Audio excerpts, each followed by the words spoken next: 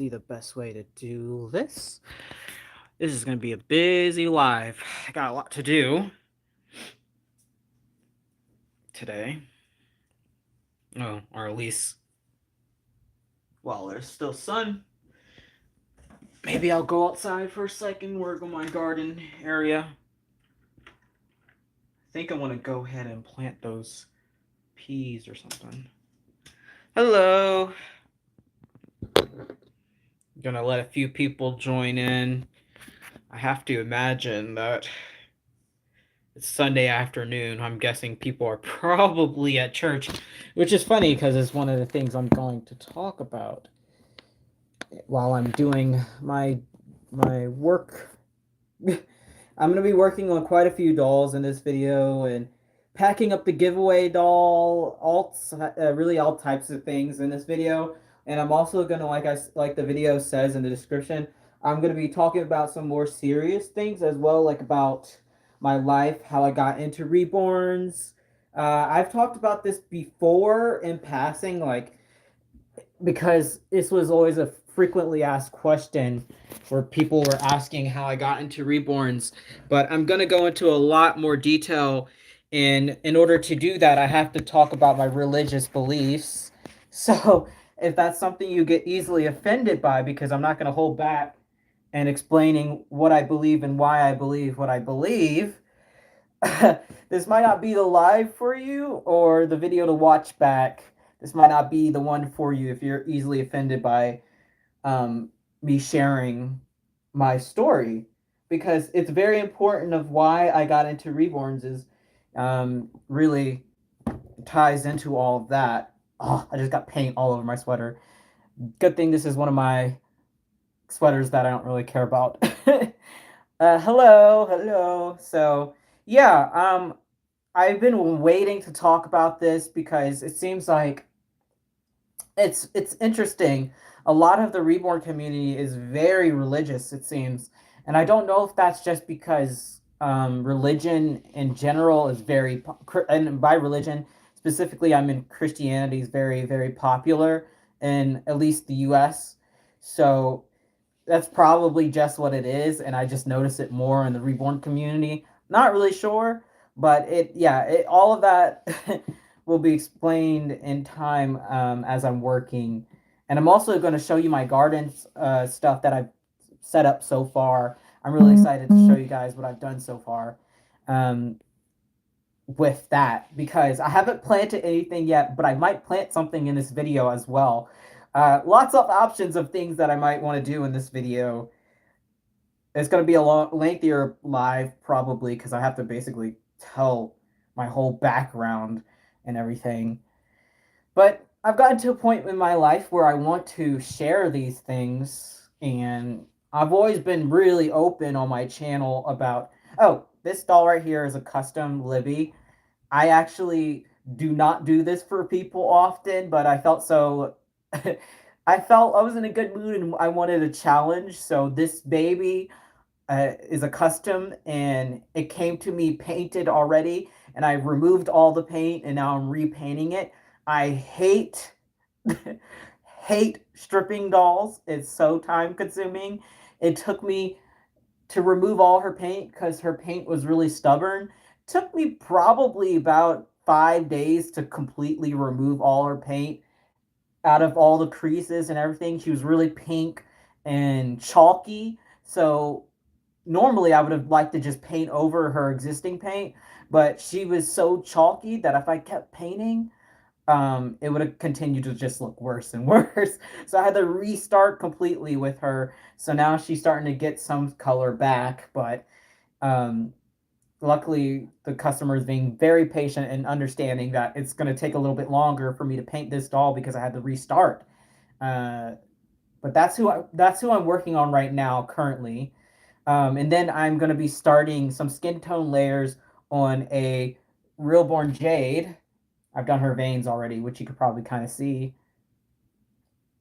But she will be available, and I was so excited to finally be able to paint this kit. I think she's really cute, and she's super chunky, so that's nice.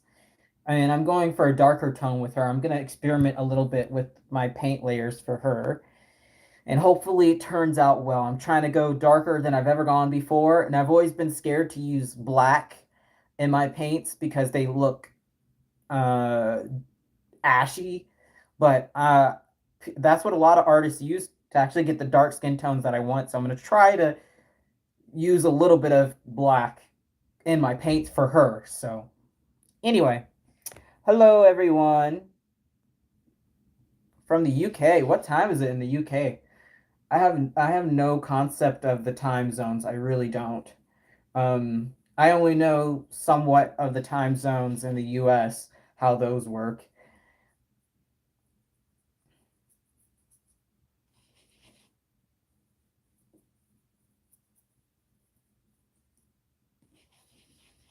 I assume the UK is all one time zone, but I honestly don't even know that. I probably should look more into time zones. The US has five time zones? I don't know, something like that. Something crazy. Anyway, so I think I'll start now while I'm painting her, putting on a layer on her, and explain kind of how I got into Reborns, why it factors into religion, what I believe now, why I believe what I believe now, all of that. So yeah, well, first I want to thank everyone for joining in that giveaway and once again for supporting my channel. If you didn't see, my channel turned 3 years old on Thursday, St. Patrick's Day, 6:30 p.m. Oh, so it's not super late there. Okay, that's good. Um, yeah. So thank you guys once again, and you'll see that giveaway, baby, because I'm gonna pack her up in this video as well. But yes. Anyway, so growing up, my family, half of my family is Christian. Different types of Christian though, which is complicated. Uh, if anyone's not familiar, Christianity in the U.S. has a lot of different um, belief systems, even within Christianity. Like there's Methodists, it, there's the Baptists, of course, and there's just different. You look, what is it? Unitarianism, something like that. I can't remember all the ones, but anyway, my family is mostly Baptist. And then, so I have that half of the side of my family that's Southern Baptist Christians.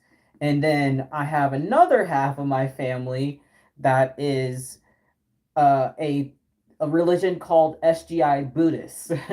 So they're modern Buddhists. So they're not like the Buddhists that believes in kind of the fat Buddha statue guy that you see all the time when you think of Buddhism. They don't believe in that kind of stuff. It's not quite that.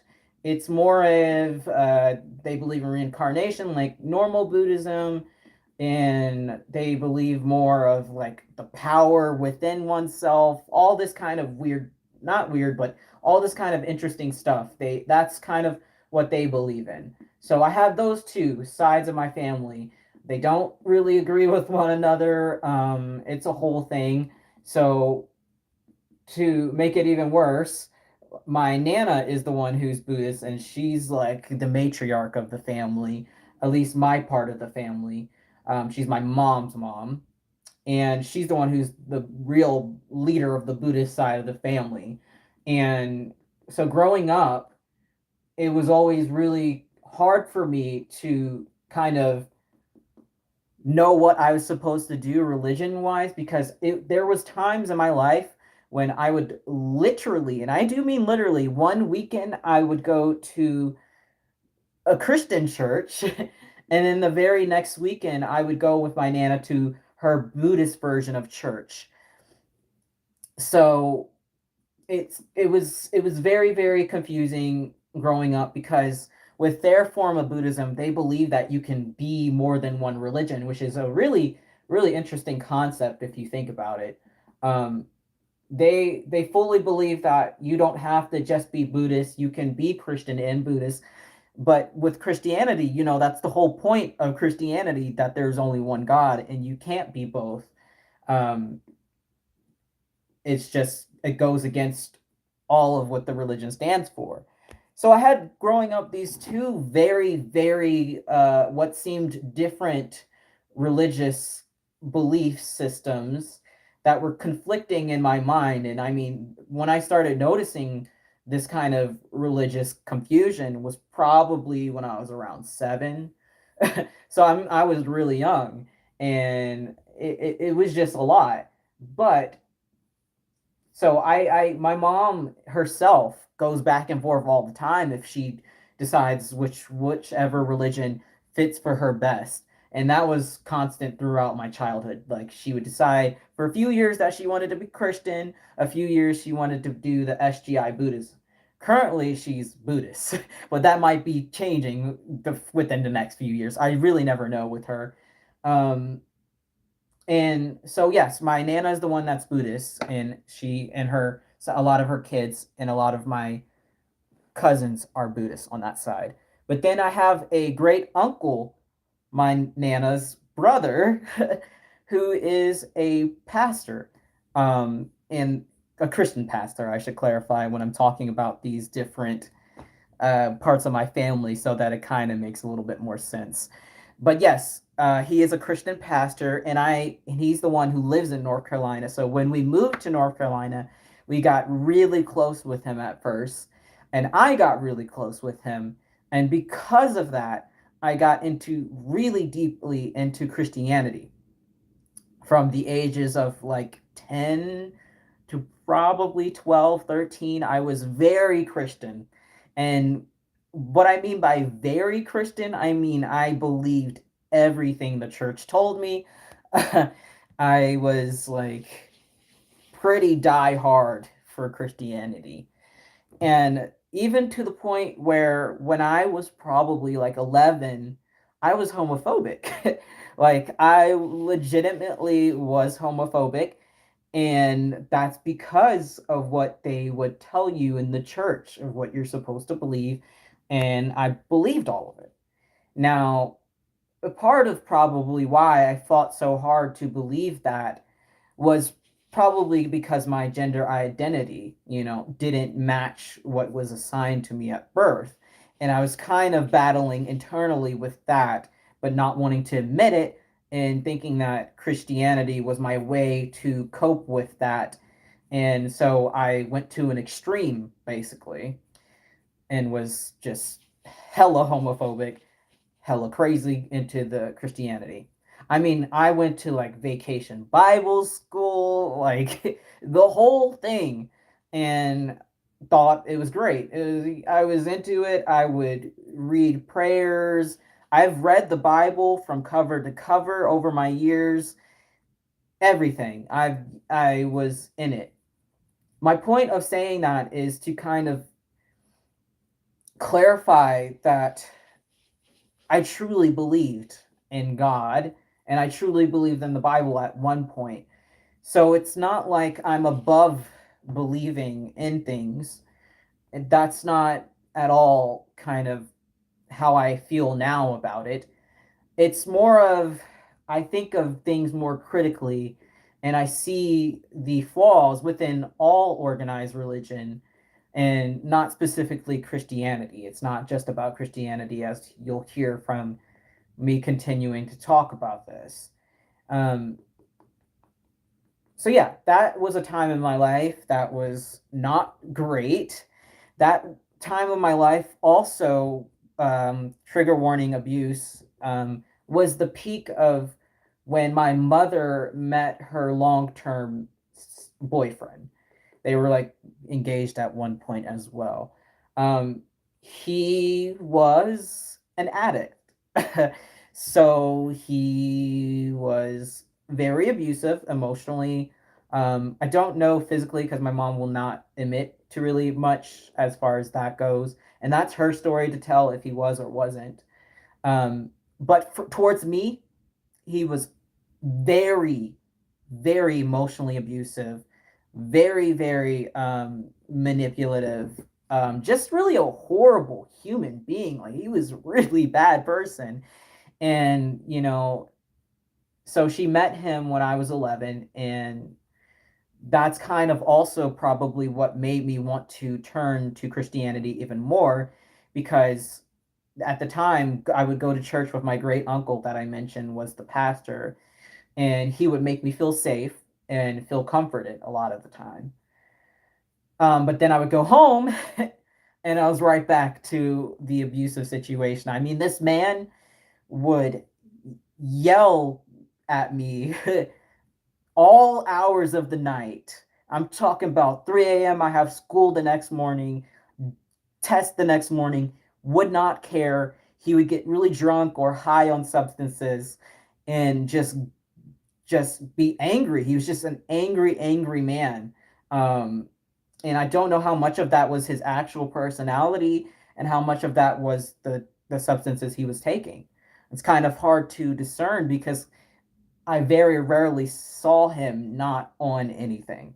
He was rarely ever sober all the years I knew him, and he ended up being in my life for a decade. So, um, I I don't remember really him without drugs or anything or alcohol, at least at the very least.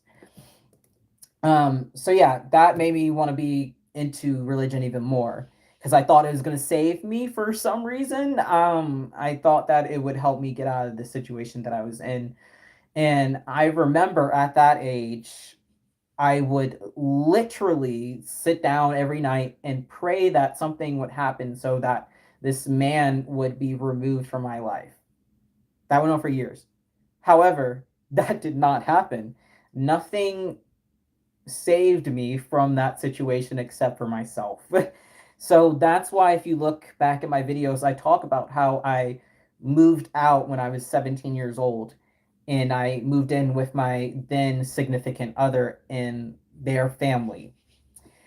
It was to get away from that man, and not necessarily to get away from my mother, but I obviously did not have a great relationship with my mother at that point because I felt like she would keep taking him back and keep making excuses for him and all of that. Anyway, so yeah, that's kind of some of the background as well that you guys need to know for if you are listening and want to know why I believe what I believe now. So yeah, years and years I would pray that something would happen to this man. Nothing happened. And so I started to lose kind of my belief then and there. And then when I realized that my gender identity differed from what I was assigned at birth, that's really when things, as far as me being Christian, kind of dwindled. Um, because you're told in the church that just the mere idea that you're accepting yourself, well, this is not, I shouldn't say this is all churches, but it is most Christian churches. Just the mere idea of you are accepting yourself for who you know you are is considered a sin. And when you're already growing up and you're in an abusive situation, and then you have this place where you thought you could be safe, to be comfortable, to be who you were, to understand yourself, and then they tell you things like you're going to hell for just coming to the conclusion that you knew who you were all along. That thing, that kind of behavior towards someone who's young is just devastating, and that's how it was. Now, keep in mind, this is not my great uncle. He was never like this. He knows, he knows I'm trans. He doesn't care. He calls me my act, what I go by, and it's not so much him as it was the church itself. And yeah, so that's kind of where the split came in. First I came out as a lesbian, and I think I was 14 when I came out, around that age. Those awkward years kind of blend together. But it was around that time, and that was after years of putting it aside. feeling that I was different and was not at least straight. Um, I had put it aside for years because I wanted to just be that good Christian child, and was hoping that Christianity, like I said, would cure me from those thoughts that I was having. Did not work clearly. Um, so yeah, I put it aside for years and finally came out. And my mom at the time was actually Christian. Like I said, she goes back and forth over the years between being this Buddhist that my other half of the family believes in. She goes back and forth between that and Christianity. But at the time, she was Christian, and we were going to church all the time with my great uncle. She did not take it well at first. She was like, maybe I don't agree with this, and of course that was devastating at first, and but eventually she got over it. She was okay after a little bit. But point being, this was a hard time in my life when I was coming to this realization that the the place that I felt like was home away from the abuse was not home after all. And I went to many different churches, and there was only one church I ended up finding in Charlotte that was, more accepting, which should tell you something about the ratio of accepting churches versus not non-accepting churches in the South. I don't know if this is particularly a Southern thing, but the churches down south here are not very accepting of different people. So I stopped going to church probably around 14, 15. I can't remember exactly the year because, like I said, it kind of blends together. Anyway, my Nana, the one who's the matriarch of the family, like I said, who is she's super religious, but she's super Buddhist. She's super into her religion, just like my great uncle, and they don't get along very well at all because they think that they're so different. But it's funny because they're both super religious, but in their respective religions. So my Nana is like, I call her literally the Jehovah Witness of SGI Buddhism, because she will go up to people in public, and they call it shakabukuing, and she will go up to people in public. It is absolutely so embarrassing, and she will tell them about Buddhism and try to like basically recruit them. So that's why I call her the SGI, the Jehovah Witness of SGI Buddhism, because she will do this like Target.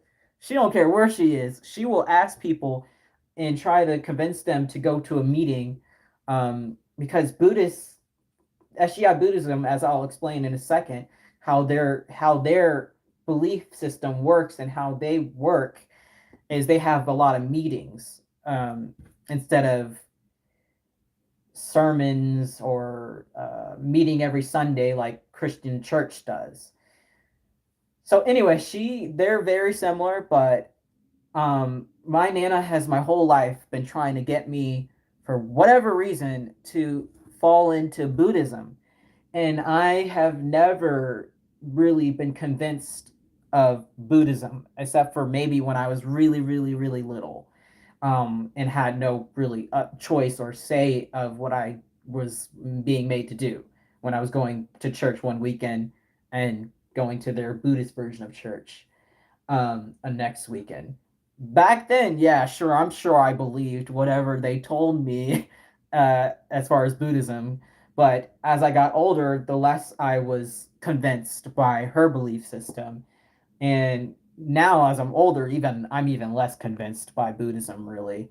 Um, I don't think, at least her form of Buddhism, is real Buddhism. Like the actual tenets of their belief system does not seem to align with the idea of the Buddhism from the Buddha, himself. It does not seem to align with me, but I won't bore you guys with exactly why I believe that it doesn't fit with that. But just know that they are actually very similar in their setup to Christianity. And I didn't realize how similar the two religions were until a few years ago when my mom got back into Buddhism and I went to a meeting with her to be supportive of my mother, because she was sharing her testimony, the testimony that I'm talking about of the abuse and all of that, and trying to get her life back together. She was sharing that.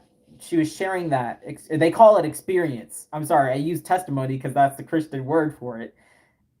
Anyway, so I'm going to share with you guys how similar these two religions are. My whole life, I grew up thinking that these two religions were opposed to one another, that they're very different.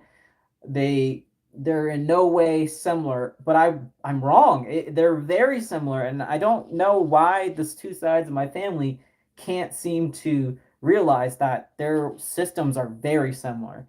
So when you go, so the Buddhism, they have their version of church, which is called the Kaikon, but they don't go to church every. They don't go to the Kaikon every Sunday.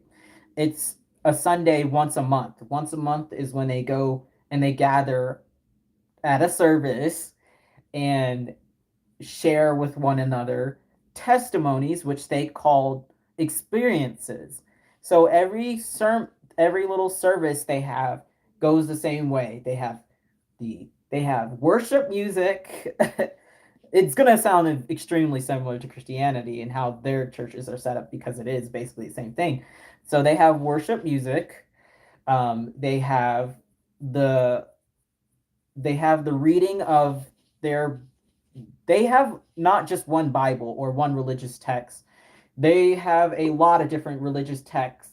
So they will read from one of those texts, and then they'll discuss it and say how this applies to their lives, and then they'll chant, which is the same thing as praying. And then they'll have like a experience, which is the testimony in Christianity. So it's extremely similar to the structures of Christianity, and yet that they seem to think that they don't have a god, because the whole thing about SGI Buddhism, for those who have never heard of it before, it's fascinating. You guys should definitely look into it if you're interested in any of this kind of stuff. Um, it's fascinating, but they seem to think that believe in something called the Buddha nature, and that's basically empowerment from within, that you yourself are the Buddha of your own life, meaning you are basically a god of your own life, your own decisions, and that chanting is supposed to help you unlock that nature within yourself. So the whole thing behind SGI Buddhism is that there is no one God.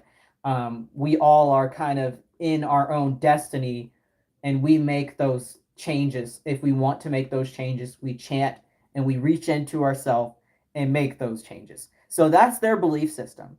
However, what they fail to realize, a lot of people who are deep into SGI Buddhism, like my family are, and like my mother is sometimes, and like my grandma definitely is, they fail to realize that they treat the president of the SGI like a god. He is their god. Um, Despite their claims, he is their god. He's a real person. He's a living person. He's still alive.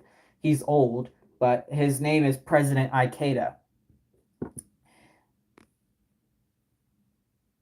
I am not saying that. No. So you do know, but you definitely know about SGI Buddhism. But that's their little chant. They do, and that also threw me off growing up because I was like, it's in Japanese. How do you know what the hell you're saying? And most people who chant the Buddhist chant for SGI, they don't know what they're saying. So that also makes me feel weird. I'm like, I don't want to be saying something I don't know what I'm saying. There is translations of their chants online. I guarantee it. But for me, if you don't know what you're saying, why are you just fully believing in anything?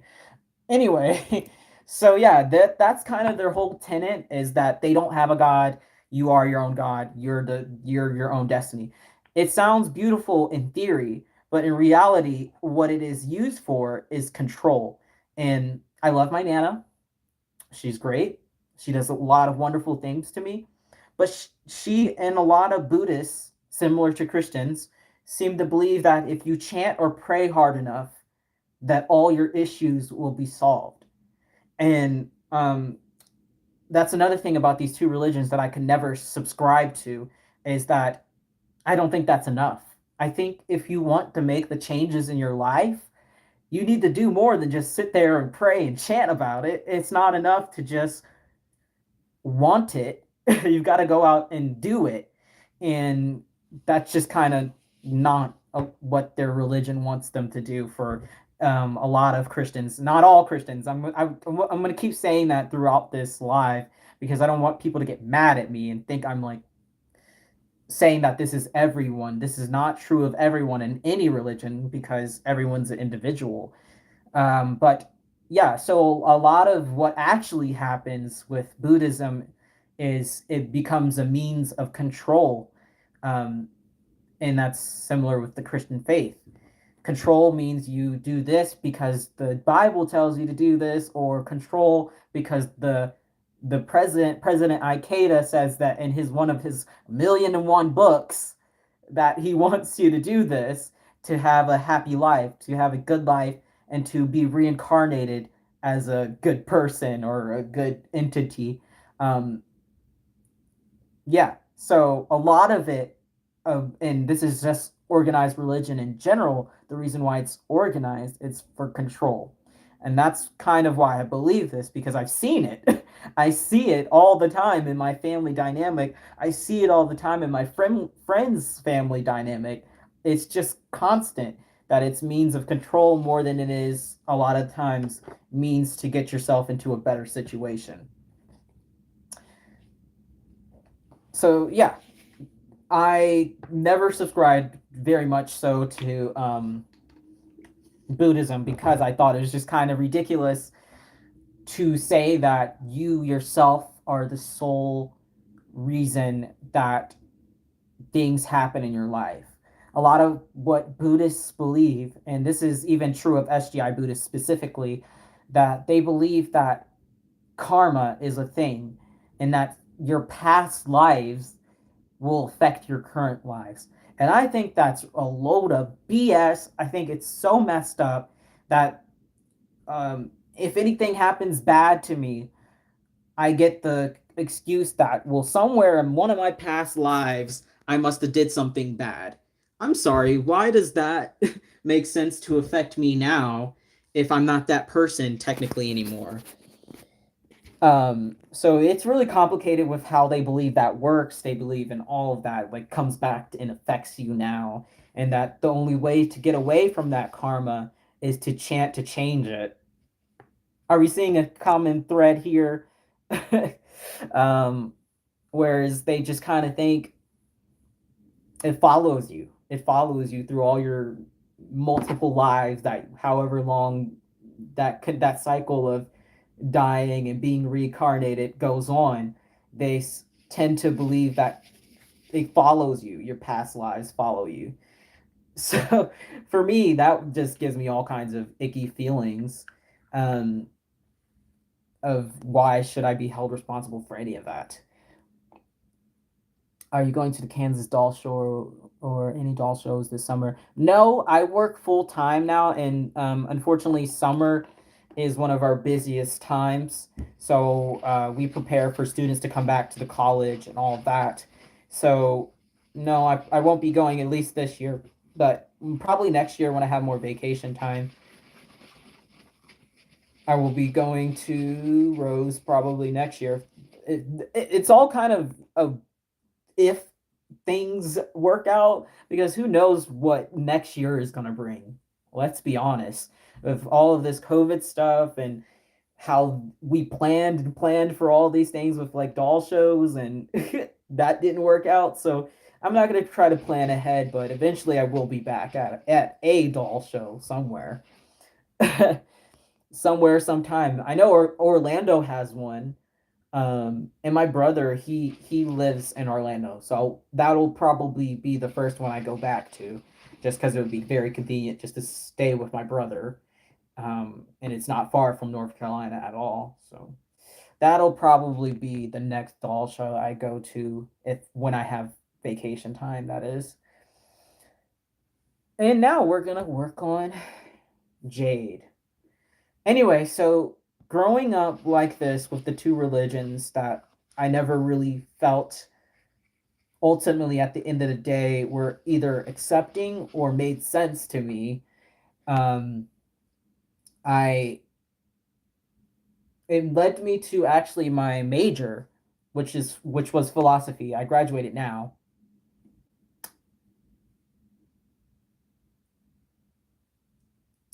Yeah, ritual religion definitely not. Yeah, ritualized religion I feel like is kind of my problem. My problem is organized religion.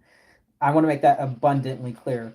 I think a lot of the beliefs of Christianity in isolation make sense. And I think a lot of the beliefs of Buddhism in isolation make sense and are good things, but all together in a form that they are now, I don't think they're a good thing. But so yeah, growing up with this, I always had questions about Christianity. Don't get me wrong. There was only that few years where I had absolutely no questions about Christianity, and I fully believed because I wanted to, and I convinced myself that it made sense. But when I was even younger, when I was around that age, like 7 to 9, I had so many questions that no one could answer, and probably no one will ever be able to answer about Christianity specifically, because these are just simply things that we don't know the answer to. And I'm going to explain in a second because I had this experience on Monday where so our college gets these visitors all the time, these traveling ministers, traveling missionaries constantly. We always have them on campus somewhere, especially on a nice day like Monday was here, a very nice day. Um, but they made the mistake of coming up to me and asking me if I believed in God. And I was like, I literally told them, I was like, come sit next to me on this bench because you're going to get an earful and you might want to sit for this.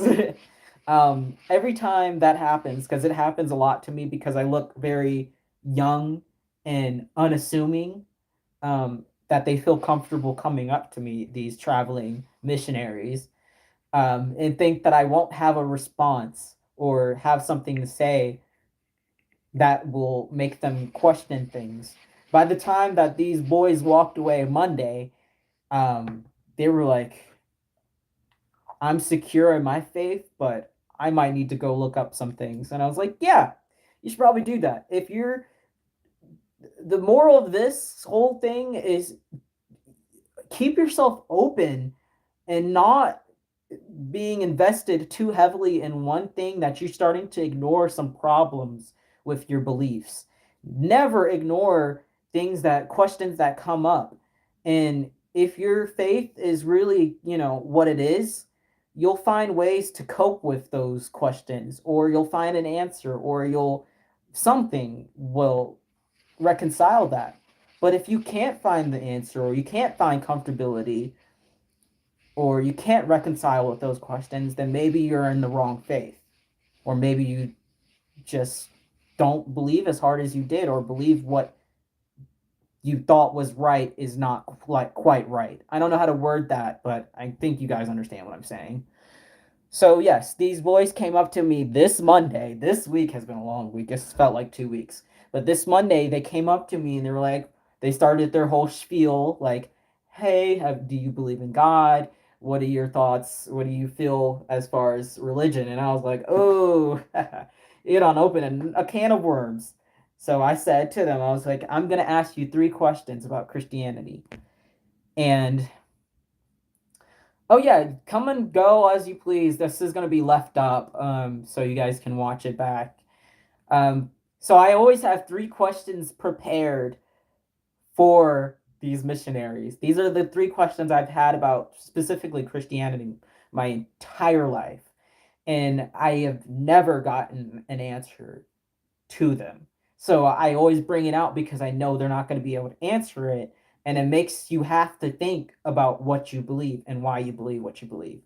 So yes, I have a series of three questions that I'm going to explain when it comes to Christianity. It's just easiest to I always come across the Christian missionaries, not so much Buddhists or any really other religion.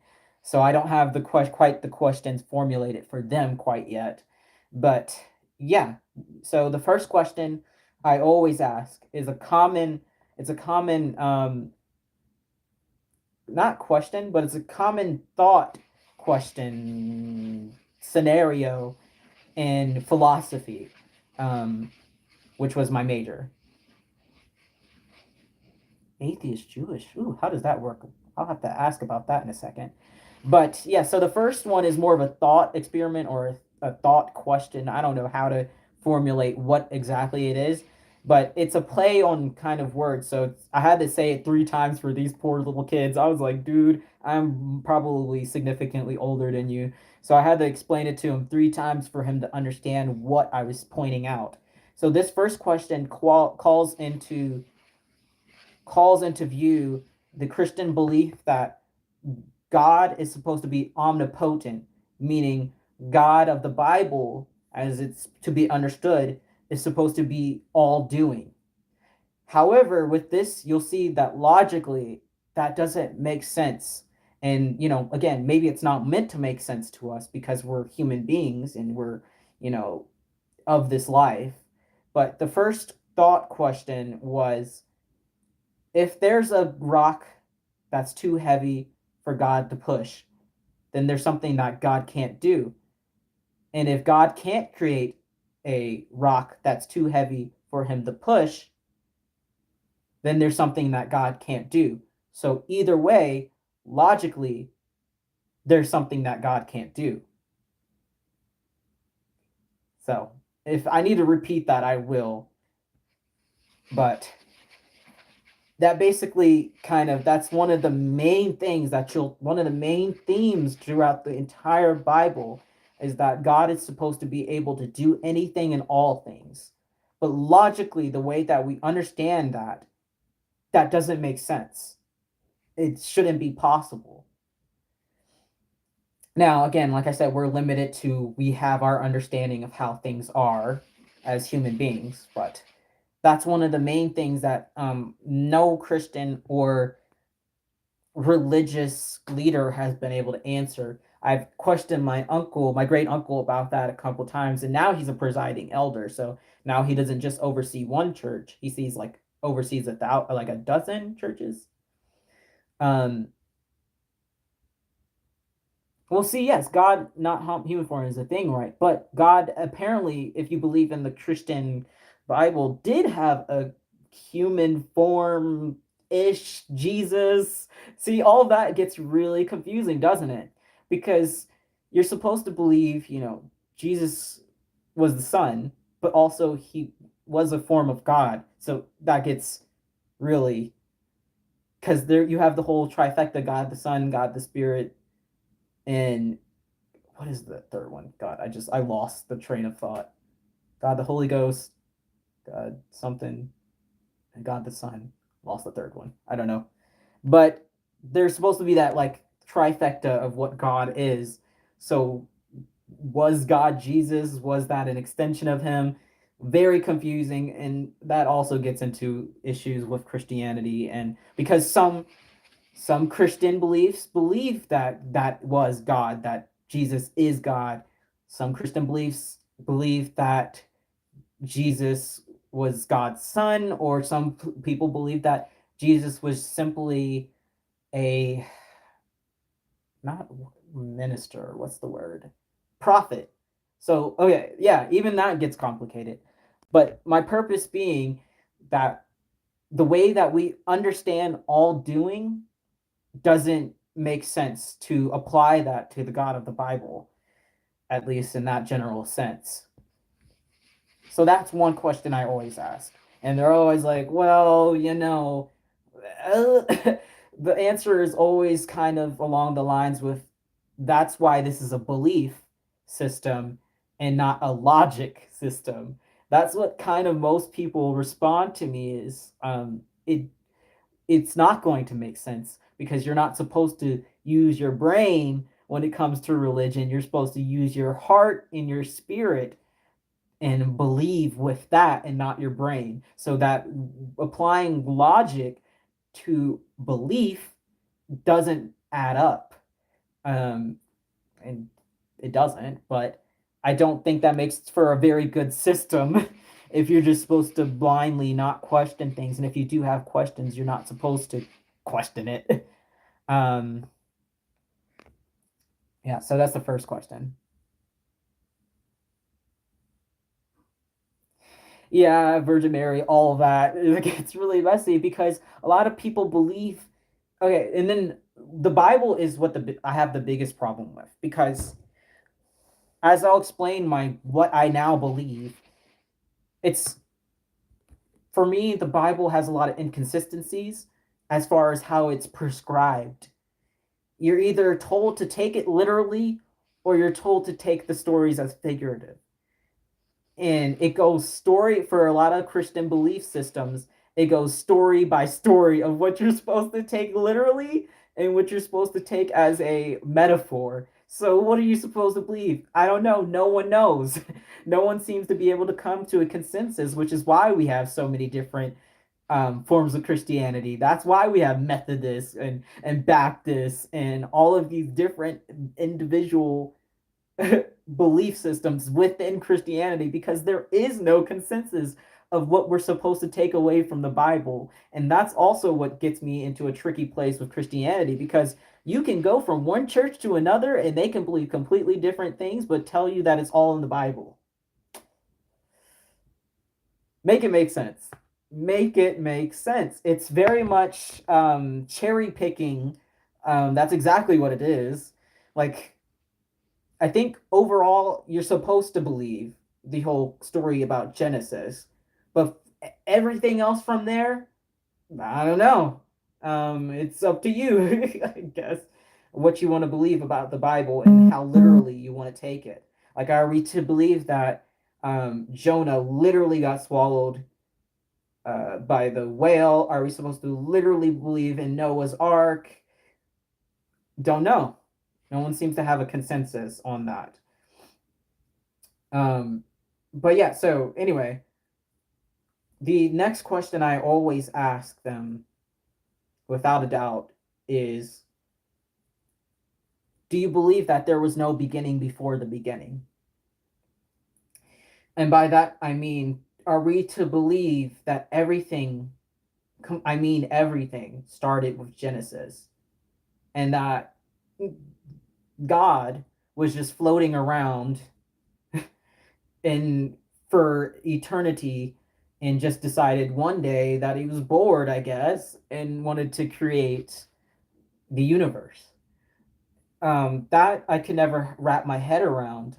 I would always, I mean, I remember being 7 years old and saying, well, who created God? And you know that did not go well in church. Uh, because the answer would always be God Himself. It was. It just was. There was no before, and there won't be an after. There's just is. God just is. And I never found that answer to be satisfying. And for that personally, I know there will never be an answer to that that will be satisfying to me. And I've come to terms with that now. But back then, that was a big issue for me. I was like, I don't understand how you Christians that I was around didn't question the beginning before the beginning. Um, because, you know, if you look at science, again, which you're not supposed to do if you're talking about belief, if you look at science, there's always something that starts something. And the way my brain works, I can never wrap my head around just there being nothing and then being something. So yeah, I would always ask, well, who created God? Never ask that in church. If your church was anything like any of the churches I went to, and like I've been to dozens of churches because of my great uncle. So I've been to a lot of different types of churches, but yeah. Don't ask that. They don't like that when you ask that. But I think it's a fair question, and like I said, we won't have the answer to any of it. But I think it's a fair thing to wonder about. But it was always seemed like I was, of course, being like sacrilegious by asking that when it was just genuine curiosity. Um, so that's one I always ask them, and they always have to stop and think about if they've ever even thought about that or questioned any of that. That's where they have to think about. And then, okay, this last question, I'm telling you, I'm so sorry if this makes you offended. I am, but it is like where another part of my Christian dismantling, I guess you'll call it, my disbelief came in, or my lack of belief came in. I'm so I'm so sorry and I apologize. But the last question is probably the most important to think about when you're, even if you're a Christian now and you fully, believe, it's still important, I think, to think about these things. Just like I told these missionaries on Monday, that even if you aren't going to change your way, like belief system completely, question things within yourself so that you don't regret what you've spent so many of your life believing, like I did. But basically, this is another part of the Bible that we're supposed to believe is one of the main reasons why we should believe in God, is because God is supposed to be omnipotent, right? Omniscient, there it is, which is he's supposed to be all knowing. Now, it wasn't until I was probably 17, 18 when I started thinking about how what this means in the world, that God is supposed to be all knowing. And that's where I really started having problems with my belief, because at this time I would still pray every now and then if things were getting really tough, or I felt some otherworldly, outside of myself support. Sometimes I would still pray it to this point. But when I started questioning his all knowing ability, is when I really lost my faith. Because if we accept that the God of the Bible, this is purely referring to the biblical God, because everyone has a different relationship and thought of what God is, but this is purely the religious God of the Bible. If we are to believe the Bible and believe that he is all knowing, what this means is ultimately God created his own enemy. Saying that out of context, that sounds absolutely insane, and it sounds like I'm just going off the rails here. But if we step back and think about the story of Lucifer and his fall, God had to know about that ahead of time. He knew us before we were formed, is a quote in the Bible. It's a loose quote, but that's one of the scriptures in the Bible, is that he knew us before we were formed. So he knew Lucifer and what he was going to do and all of that before he was formed. That is if we are to believe that he's all knowing. So he knowingly created an entity that he knew was going to do these horrible things. And so I was never able to reconcile that with my belief and reconcile that with other Christians, because they just don't want to think that's the way that we have to think about these things. They don't want to hear that, because that will completely turn things upside down for a lot of people. But yeah, the Bible says he's supposed to be all knowing and he knew us before we were formed. So why do that? Why create something that you know is going to cause the downfall of man if you don't want that ultimately to happen? So when we think about what that means for the God of the Bible, that kind of means like the God of the Bible kind of wanted this a little bit to happen, some of these things, some of these really bad things. And I can't find comfort in that like I used to find comfort in Christianity. I can't find comfort in the thought that there's an entity, if we are to believe, again, the Bible, There's an entity that saw this coming and allowed it to happen. And if he was all powerful, could have stopped all of this from happening. Um, and by that I mean all of the abuse, the horror of war and babies dying, like all these horrible things. Ultimately, if we are to believe that he's all knowing, he knew was going to happen before they happened. And I just, the more I think about it, the worse I feel about the Christian God. Uh, I don't want to say, obviously, I don't know. No one really knows the true intentions, but that's a big part of Christianity is to assume that our God is benevolent. Um, that's supposed to be a huge thing, right? God is love, but also you see it over and over in Scripture to fear God.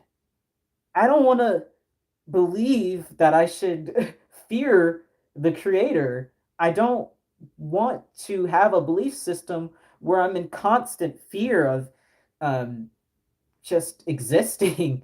And yeah, once I realized so much of what that meant and what that could mean for the Christian God, I was absolutely beyond not believing anymore. I hope that makes sense. I'm trying to make sense of it in the way that I can explain why that so hurt me and to think about. Um, because, for example, there would have been no good and evil if there was no evil created to begin with. And I know a few of the responses I've had to this particular questioning, line of questioning about intentions of the Christian God. A lot of responses are that, well, he gave us freedom to make choices and make decisions. And my response has always been, and my line of thinking has always been, why give us freedom to hurt one another? You know, there's freedom of choice, and then there's a free for all. And if the God of the Bible, you know, is the only one, he could have very well given us freedom of choice without giving us freedom to be evil. You can know good without experiencing evil. And that's the way I think about things as a person. Like, you can have joy without feeling deep pain. And yeah, I never understood that.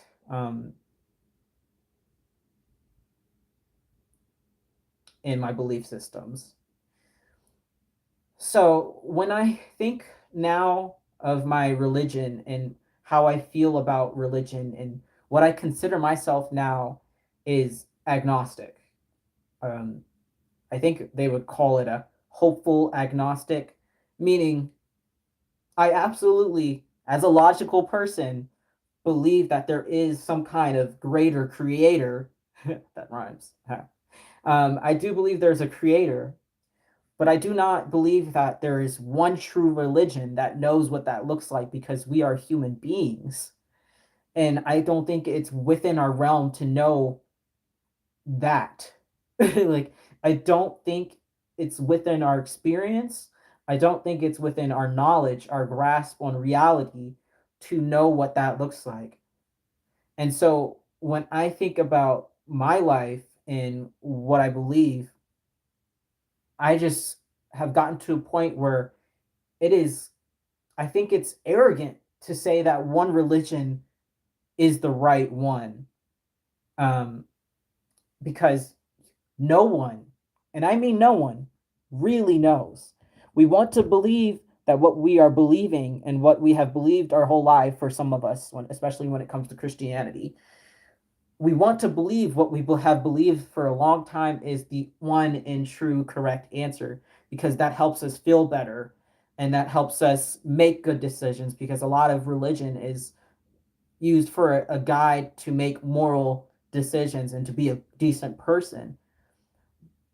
but you don't need religion to necessarily be a good person. I mean, as long as you live by a set of rules that, to not hurt people, you're going to be a pretty decent person. But yeah, I think ultimately for me, I will never be able to ever agree with one organized religion because I just think there's no way of knowing who really is right or wrong. But if I had to speculate and if I had to think about things, honestly, we're all probably a little bit right when it comes to the truth. I think the truth has to be somewhere in between all the religions, um, whether that be how the afterlife looks, what God looks like, what we should be doing. I believe the truth is somewhere in between. And that's how I choose to view it. But like I said, I'm not atheist because I do know that there's got to be a greater explanation for these things. What I'm just saying is I'm forgoing that human ego to want to say that I know the answer. Anyway, so the way that this ties into my doll collecting is that the reason I got into doll collecting and painting and all of that, the way I got into reborns, was my mother had a late term miscarriage. And the whole time she was pregnant, I was like, I did not want that baby to exist. And I was really jealous because I'm the youngest, I'm the baby. And I didn't want to have a little sibling and I didn't want to deal with the little sibling. So the whole time I felt super guilty after the fact, when the late term miscarriage happened. But the whole time I was like, I don't want this child to exist. And I feel like in a way I kind of manifested that happening. So for years I felt guilty, and my nana ultimately came across these realistic dolls, which at the time were Ashton Drake's, that I saw and got one of those to help me cope with the guilt I felt for basically and what I thought at the time was, because I would like pray and stuff about it. I thought that at that time in my life, I made this happen. My beliefs are what made this horrible thing to my mother happen. So that's kind of how it ties into how I ended up in the reborn world. It was religious guilt that led me to the reborn community. And ultimately, now knowing I'm like, my mother was at advanced age, and knowing, how that affects the body and reproduction, I know it wasn't I had nothing to do with it. But yeah, the religious guilt is actually, I have always just briefly told that story, but I never explained the context of why I felt so guilty behind it. But yeah, I felt so much guilt because you're not supposed to wish for those things. You're not supposed to pray for those things. And so, yeah, I had another issue of this type of guilt come up a few years back, going on 2 years now. So, to conclude about my mom's significant other, the abusive one that I talked about at the very beginning of this live, um, he's now deceased. He overdosed going on 2 years ago. This summer will make 2 years. And I felt extremely guilty again because I had wished and hoped that he would come out of our lives. And the day before we found out he died, I had said these exact words to my aunt. The only way that my mom is going to get away from this man once and for all is if she moves back to Maryland with the family or he dies. I said those exact words the day before we found out he died. So obviously, that put me into a little bit of dark space a couple of years ago. I didn't really talk about much of what that happened, even though I had my channel at that point. Um, that kind of thing will absolutely get you questioning again who's listening up there even though I had prayed for years for something to happen to him to get him away. And it and then, the guilt that again comes with that when it does happen, um it really ate me up for a while. And I was angry at the same time because I was like, in a way, he got the easy way out. He was never held accountable for the years of damage that he had done to myself and my mom. I felt both guilty and angry and so many feelings about that when that happened. Although, it was only a matter of time before that's how he was going to die. He's really into the substance abuse. Um, and it took me into recently to forgive myself and to forgive him. It's been a long journey. We're talking about 10 years of abuse. And then him dying the way he did, and me feeling guilty and feeling like he got away with it at the same time. I have just finally, a few months ago, come to a healing point where I can say that I forgive him because ultimately, at the end of the day, addiction is a disease. He was a sick, sick man. And nothing that I did should have provoked that behavior. Um, and the way I was praying and hoping for something to happen to him all those years was out of sheer desperation and not me being a horrible person. So, and my point being also with this is I didn't come to this conclusion and this healing and this forgiveness because of religion. I came to this healing point because I started watching intervention and I started listening to these stories of people who have addiction. All right, see you later, Karen. Yeah, I didn't come to this conclusion because of religion. And that's what I was told all my life, that if you want to forgive, if you want to come to peace with yourself, come to peace with your childhood, it has to be through religion. It has to.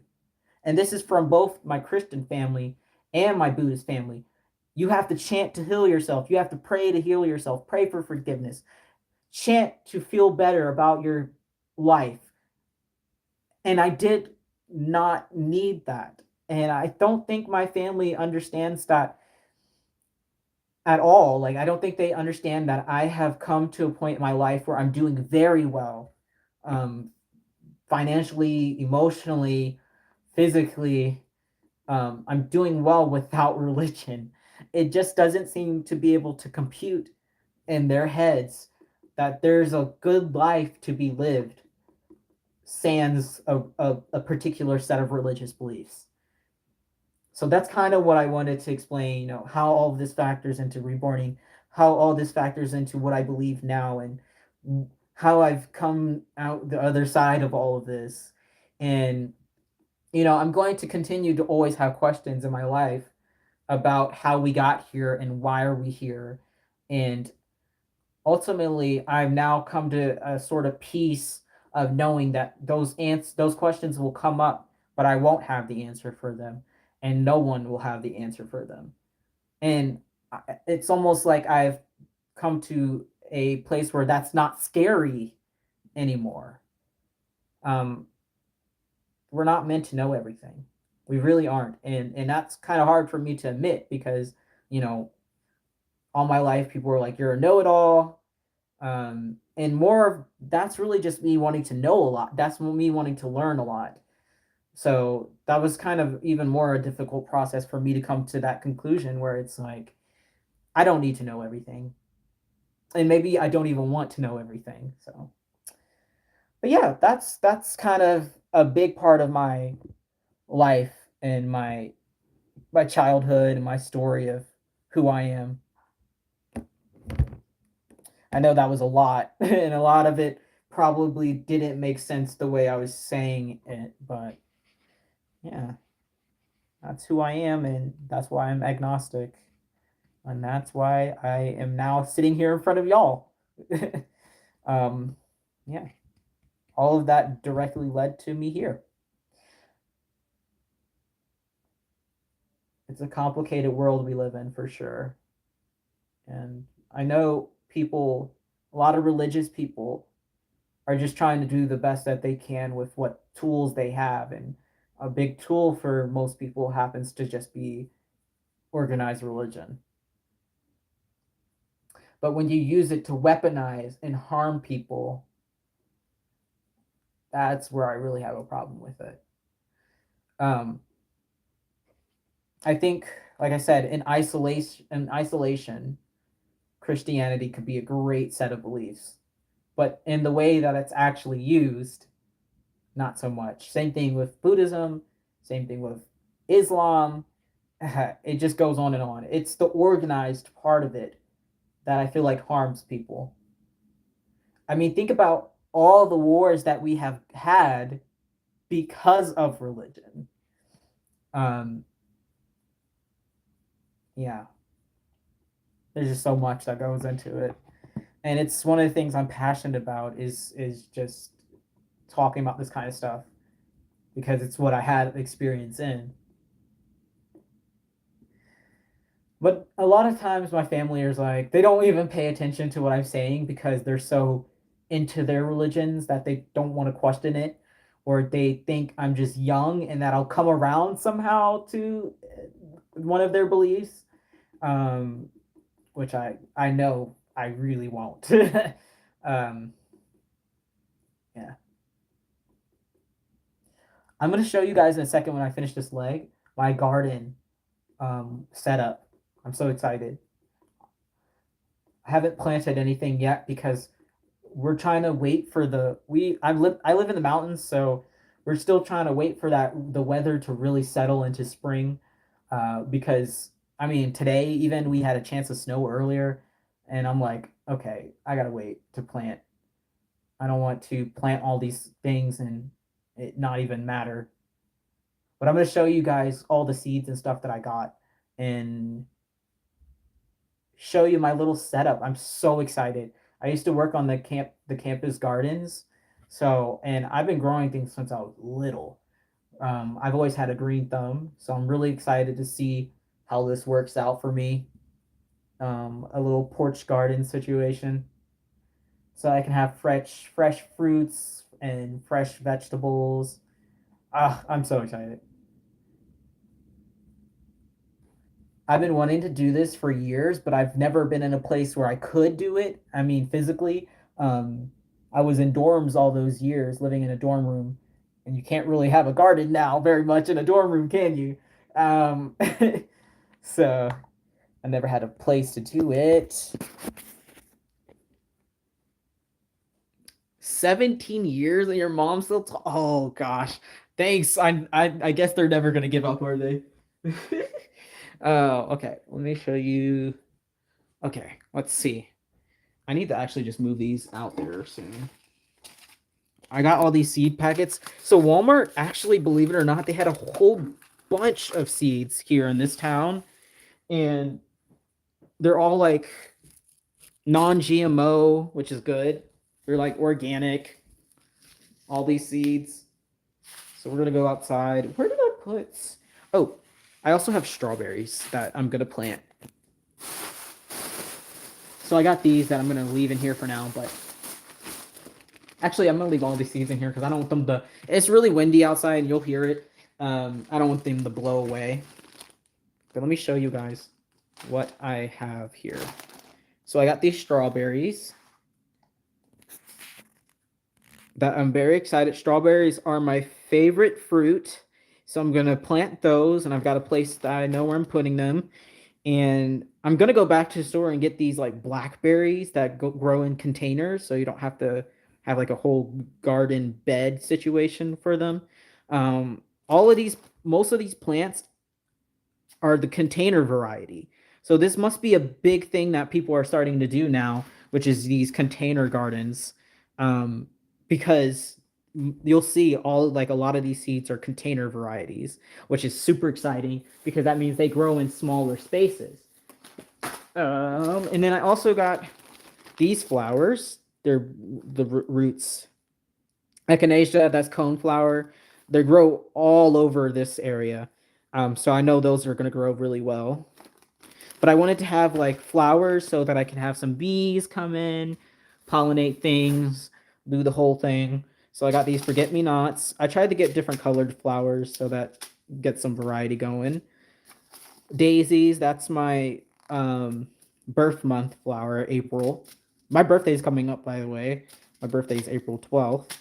Um, got some daisies. Black-eyed Susans, those are the state flower of Maryland, so I had to get those. Plus, these are my mom's favorite flowers. And yeah, so I got those 4 flower varieties, and then I got a whole bunch of different like vegetables and stuff. So I got some small carrots, they're tiny. These, I'm going to show you where I'm growing these. I love snap peas. These are the ones that you just eat the whole thing, and they're sweet and they're great and fresh right off of the vine, and they grow really well. And I actually might plant these today because they'll be fine even if it gets a little bit cold again. But those you eat straight off the vine, and they're absolutely fantastic. Peppermint, gotta have your herbs and stuff. Got some basil, oregano, cilantro, which does taste a little bit like soap to me, which is a genetic thing, but I actually don't mind it. I'm weird like that. I got some peppers. These are like see how they say container variety? Look how cool that is. I'm gonna have freaking bell peppers in like a little contained area. How cool. Spinach. See all of them say container variety. Spinach. Love spinach. These small little tomatoes. They're really cute. And some hot peppers. And then some lettuce. So I'm going to show you the setup so it makes a little bit more sense. I might get another raised garden bed. You'll see what I mean. So we're just going to ignore my mess. I'm washing clothes. I'm going to go outside. It is very bright today, but it's also very, very windy.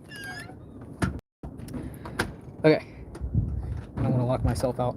Actually, I don't need to even close my door because I have this little screen thing.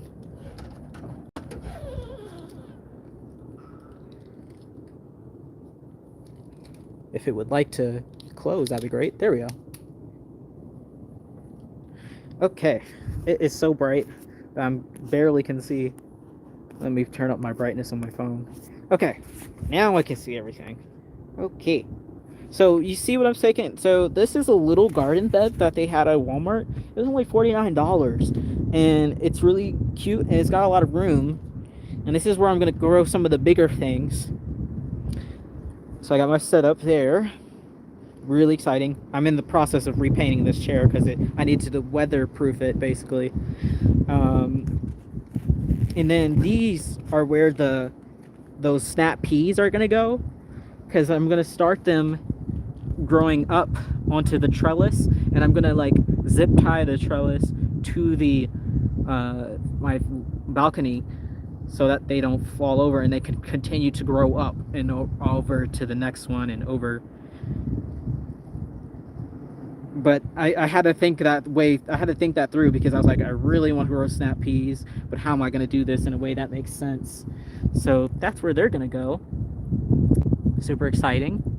And then over here, this is where a lot of the flowers are going to go in this vertical thing. In fact, I'm probably going to get another one because they keep stacking up, and you can stack them higher. I got this from Amazon. I'm going to keep stacking probably some more if I run out of room. But yeah, most of the flowers are going to go there, and the strawberries are going to go there as well, because this is actually like, they called it like a strawberry planter on Amazon. So, and then those are just some extra pots that, you know, if I have more things, leftover things, that I'm going to put some things in there. And I'll probably even get either another one of these garden beds or a bigger pot for just in case I don't have enough room. But yeah, that's my little setup for now. I have one string of lights, but I need to get more to go around. They were a lot shorter than I thought they were. But yeah, see how pretty it is today. But that's my current setup. I'm really excited. Like I said, I think it's going to turn out really well because you can see that this area gets perfect sun. And my only concern, and I'm going to get creative just like we had to do on the community gardens, uh, to protect it from birds. Because I know birds are going to be interested in like some of the stuff I'm growing. So I'm going to have to get some kind of greenhouse type situation going, especially when the plants are young. So I think that's going to be my next big step is to go either to Lowe's because we have a Lowe's here and like get some tubing or something to build the hoops, you know, that you've seen over some gardens, especially for the raised plant bed. But yeah, I'm excited. So we'll see how that progresses over the summer. A lot of the seeds are like, I think they're like 60 days to harvest, 70 days to harvest. So really, that's like 2 months. So I'm gonna probably plant them next weekend. So by June, we'll have a good harvest, hopefully. These snap peas are probably again what I'm most excited about. The snap peas and the strawberries. Good eatings, and most of those plants will come back, or I'll have leftover seeds for next year. Does anyone else garden?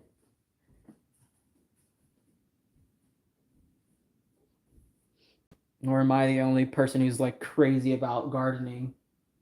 I have a lot of plants in my apartment. Um, as well. So I have these some of these plants in my apartment I've had for going on like 4 years now, and they've moved with me pretty much everywhere I've gone and have survived. So they're pretty hardy little plants. Okay, let me see. All right, we are back in the painting room because now told you I was doing a lot of things in this video. So I wanted to show you that. I wanted to explain things, painting, and now we're gonna pack up the giveaway baby. I'm just gonna pick out a few outfits for her, and then we're gonna put her safely in a box, so I can ship her tomorrow. I was gonna ship her yesterday, but I was so busy yesterday. Speaking of having a good time, oh my gosh, um, I had such a great day yesterday. I had a date, and I also went and saw a ballet that was being performed in my town. And it was a professional ballet company. So it was freaking amazing. It was so good. My mom did ballet for years and years and years. So part of why I wanted to go was kind of in spirit for her because she lives in Maryland now. So, and she doesn't go to a lot of like ballet or things up there. So I partially wanted to go so I could tell her about it. But it was so good, and I enjoyed it a lot. But I was there till like late last night because it started at 7. Let's see, what am I gonna pick out? I think we're just gonna pick out two outfits for her and some accessories. This wall right here that y'all are looking at is where I keep all like the giveaway, not the giveaway, but the doll packing stuff for the dolls that I sell. Um, all of the stuff is gently used. I wash it, make sure it's got no stains on it. But I don't buy brand new things often for them because I include my box packings in the price for free. So I don't want to lose a bunch of money buying a bunch of things. But I do give people the option if they want new things that they can pay for an additional fee for that. But no, most of the stuff that I get is like been used like once and it's in good condition. So I'm gonna change her into a sleeper. Her hair is so it's soft, but it's doll hair. Like it's rooted like all factory dolls hair is, so it's kind of hard to even explain, but it's really pluggy, of course, because it's done by a machine, but it's just hard to style a little bit.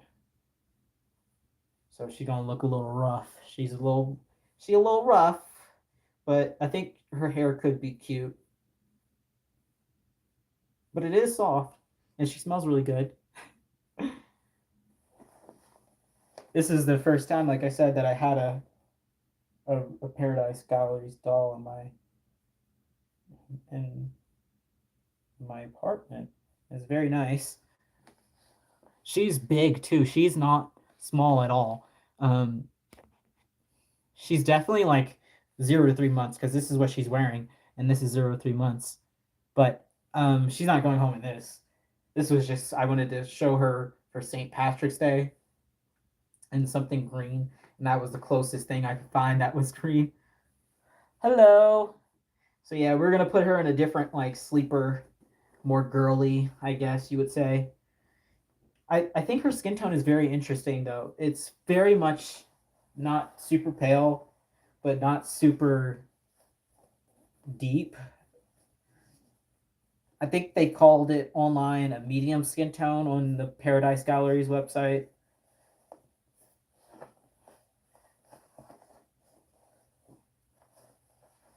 Oh, I just noticed this. She has the little Paradise Galleries tag on her too.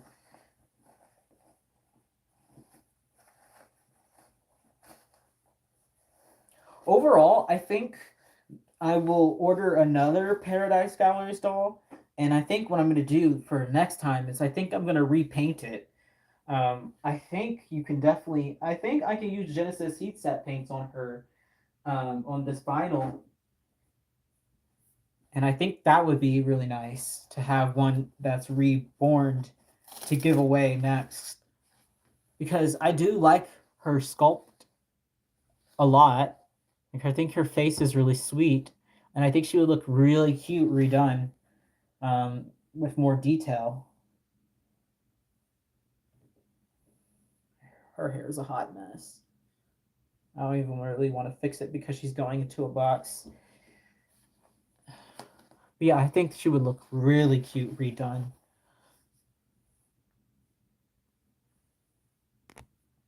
All right, let's put her in a sleeper, shall we? It's close to Easter. We might as well put her in a ducky one.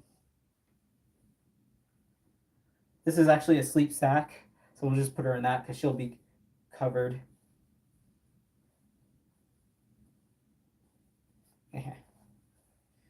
Duckies for Easter, close enough.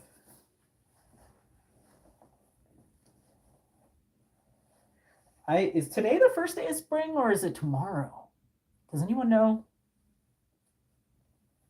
I know it's soon.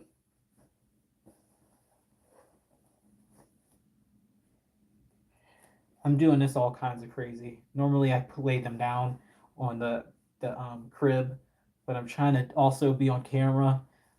So this is kind of hard.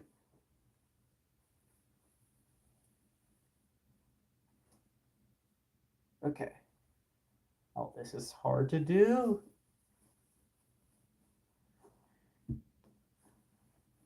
See, when I'm doing like changing videos, usually I set the camera up somewhere.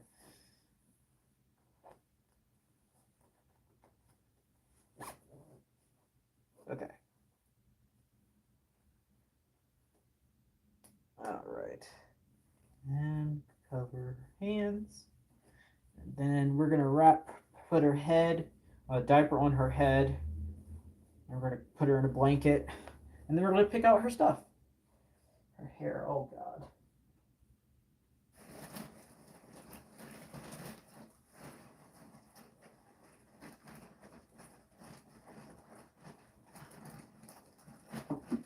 What's also cool about the Paradise Gallery dolls. I don't know. I don't think that Ashton Drake does this, but she already has a magnet inside of her head, and she has her little magnetic pacifier. Of course, it's a dolly looking pacifier, but you can use a real pacifier and just add a magnet to that, and she already has a magnet. So not much work you have to do there.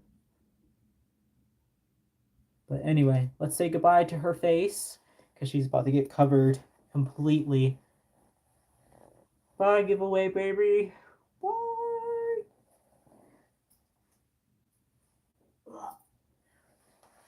Cover her head.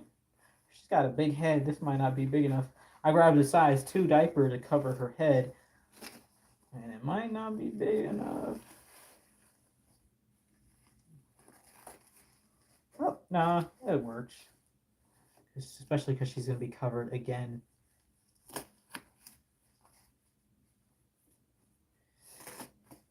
I don't know. What would you guys like to see for an upcoming giveaway? Do you think that would be a nice idea of me to like redo a um, Paradise Gallery doll?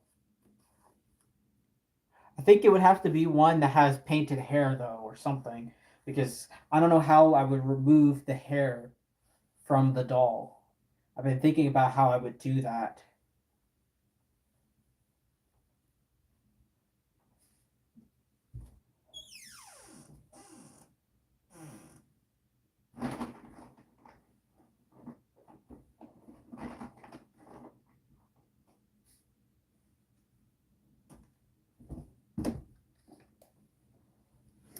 I know it's possible, but they would just have a bunch if unless it was the applied hair that Paradise Gallery uses sometimes, there would be holes left, like these big giant holes left in the head if I tried to remove the hair. Like for example, since she has that factory rooted hair, there would be huge holes. Um, so I would either have to try to somehow reroute her, which give me a second, I need to check on the doll I am rooting.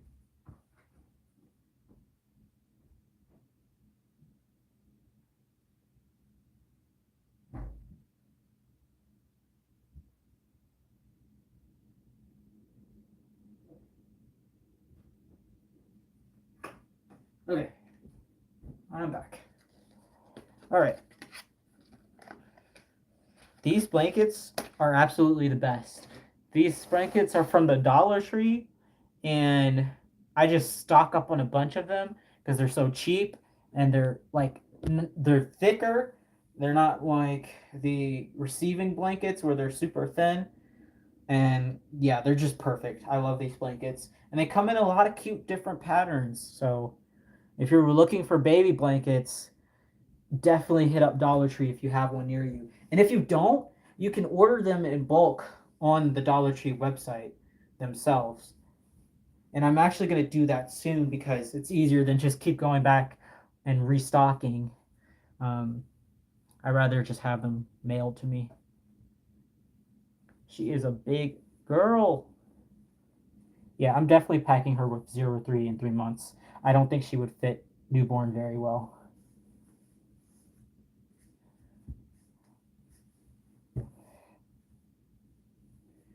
And she is, I think she's Sweet Dreams by the Paradise Galleries. I think she's got her paperwork. Wishes and Dreams. That's who she is.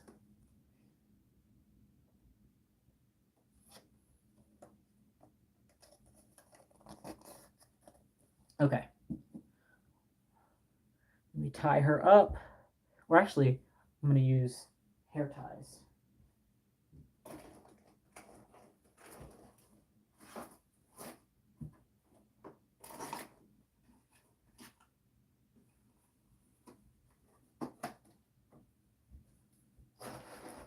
I'm using bows to keep her blanket closed.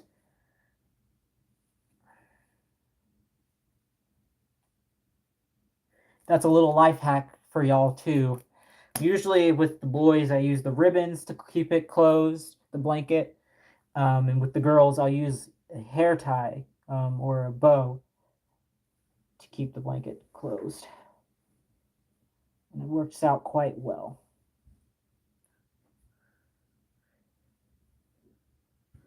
Lots of little hacks for box packing.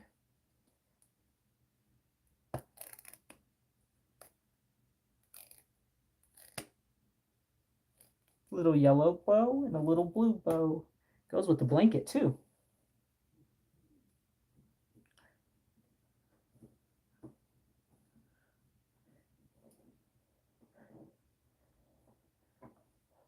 Okay. Let's make sure everything is tight in this blanket. And she's ready to go.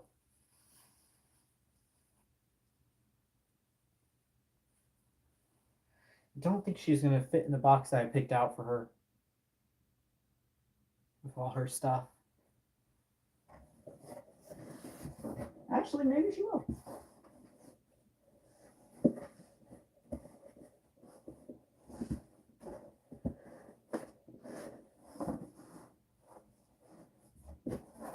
Yeah, that works. You want them tight in the box so that they can't move around much. And I'm just going to put her stuff on top of her to kind of protect her. And yeah.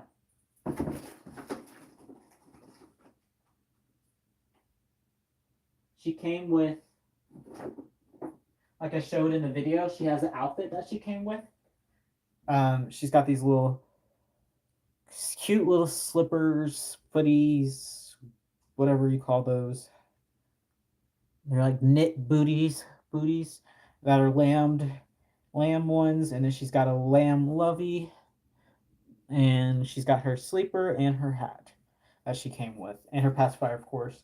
So I'm gonna fold these up and just send them on with her.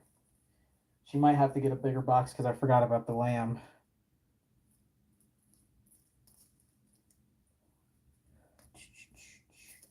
Because that might be too tight of a fit with all of this. Let's see. We shall see. Trial and error.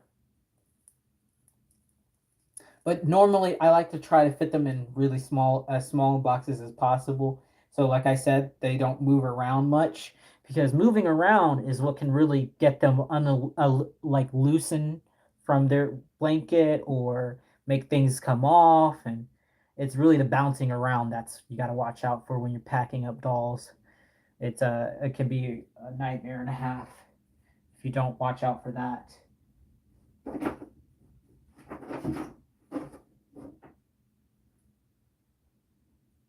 Okay. Get some tissue paper. I'm putting it on a chair. That's why I'm like down like this. Oh, that's you're just gonna imagine. That's what I'm doing.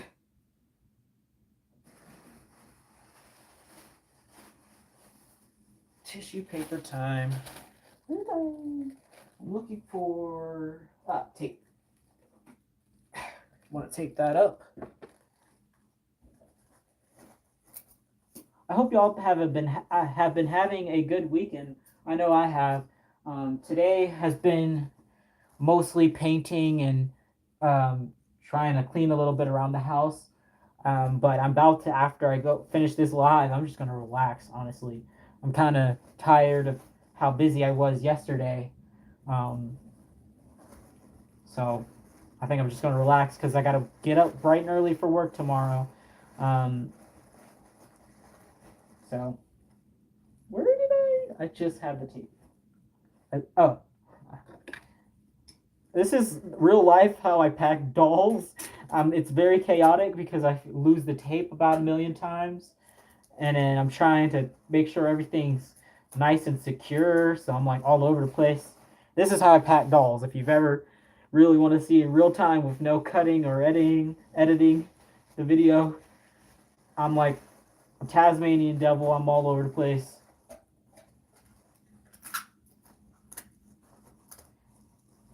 I videotape every doll I pack, by the way, but I just never post them because I use them after I had that one experience with that one first customer. I learned to videotape every single box packing to show that they were in good condition and packed safely when they leave here.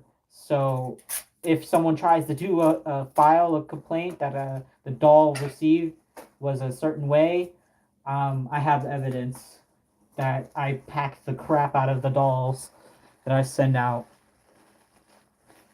So we got her stuff that came with her originally now in tissue paper.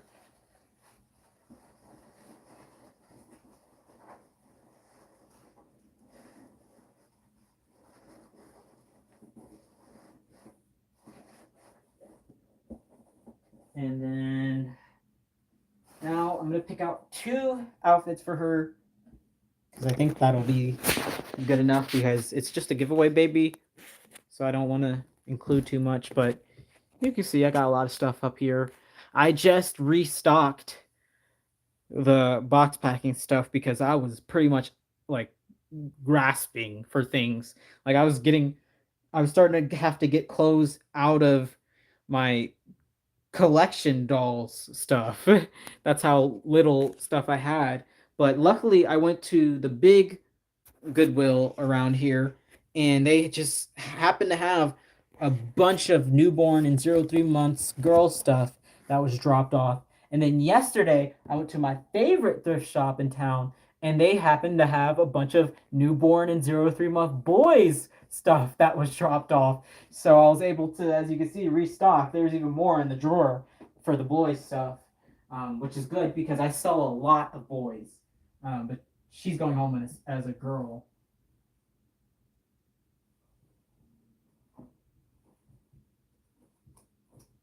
That's all newborn.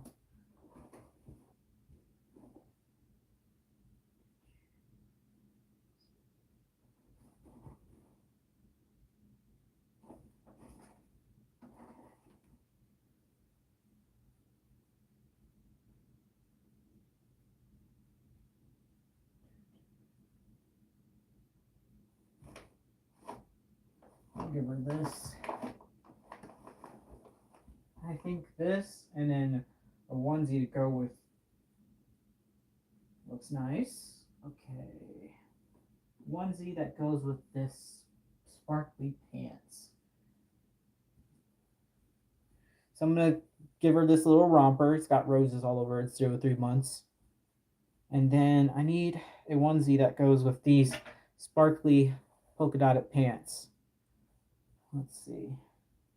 I have overflow, so let me look around.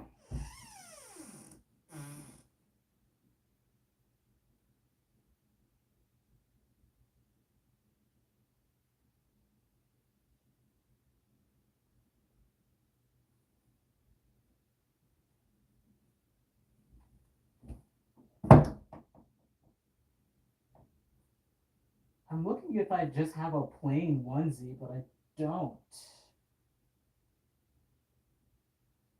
So this will work.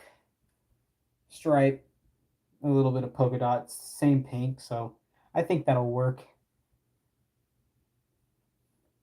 All right, and I'm going to fold this up and wrap this in tissue paper, and she's good to go. I think that'll do. That'll do. Okay. Yeah.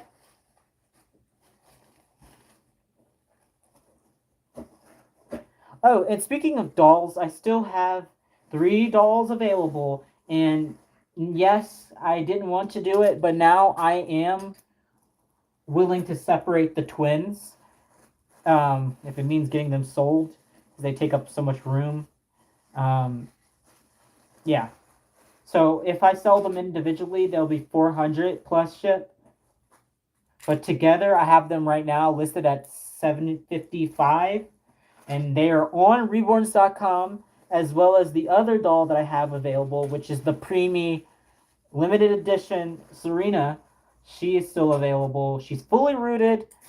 She's a light biracial newborn color, and she comes with a box opening. She comes with lots of cute little things that I've bought for her.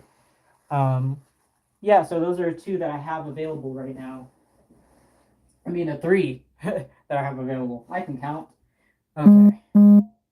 But yes, those are what I have ready for right now. So I'm on the. Oh! I should also mention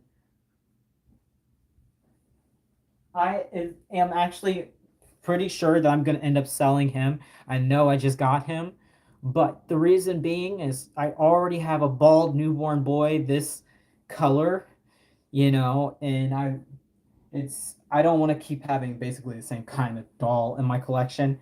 And he's so sweet and he's so beautifully painted. But the reason I jumped on him so quickly is because I love this artist's work. But I kind of want another doll from their work, but I just don't want another bald boy. He is a boy. I just have him dressed in purples and pinks. Um, but he's really sweet. So if I do end up listing him, he'll be 450, which is cheaper than when I bought him for. Um, I believe. Yes, it is cheaper than what I bought him for. So yeah, um, just got him, but he's so sweet, but not what I'm looking for my collection. I think he's really cute though, and very well done. I always feel bad a little bit when I just get a doll and I'm ready to sell it. But I'm looking to really complete my collection. And right now, the only doll that I know I'm keeping and really wanting to keep for until further notice, which will be a really long time probably, is Kier, which is my dude because he is my favorite sculpt painted by my favorite artist. So he probably won't be going anywhere for a very long time. I've had him now for almost a year, so he's not going anywhere. Eventually, I do want him to be rooted though. I think he looks so cute with hair. He's in a snowsuit because I was going to take pictures of him last weekend when it snowed, but I kind of forgot. Oops. But um he's in the carrier, the vintage snuggly that I found at my favorite thrift store for $3. It matches my coat that I have. I put him in the front facing way so that you can see his little face. Look how cute. I can't believe this thing was only $3 and it was never used. Um, these are going for like $70 online, $40, $40 to $70 online is what I've seen them posted for. He's so cute. But he's not going anywhere. But you can see how he's basically the same skin tone as the other doll, and they're both bald boys. I can't really see the Samuel kit as a girl, so unfortunately, one of them has to go, and it's not going to be Kier.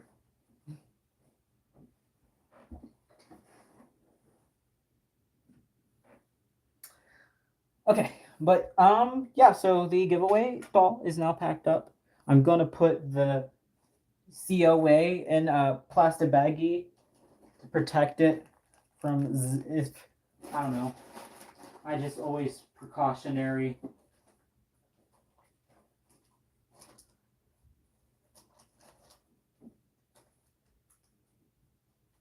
And then I'm gonna go off live soon in here in a second because this has already been a long video. And then I can focus on what I need to do for the rest of the day before I start relaxing. Before I have to go to work in the morning. Plastic bag, keep it safe. And then put some more tissue paper on top. And that is how we do it. She doesn't need bubble wrap or anything because she's already so protected by all of her stuff that she will be okay.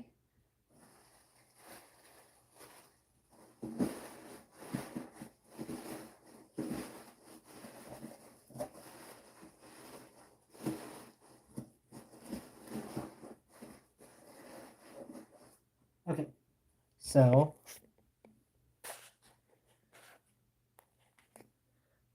all right, just gonna tuck all of that in. She's good to go, y'all. I'm excited for her to get to her new home because The winner was so excited, and I'm so excited for her. So she's ready to go. All right, but I think that's all I really wanted to talk about today and show you kind of a little look into my life today, what I'm doing, and a little bit of my backstory and all of that. Got some more layers to do on this Celeste today, or not Celeste, Libby today, before I call it quits for the night. So I will see you guys next time. I don't know when that will be, I never do. Don't always try to plan ahead. Anyway, see y'all that. We'll see y'all then.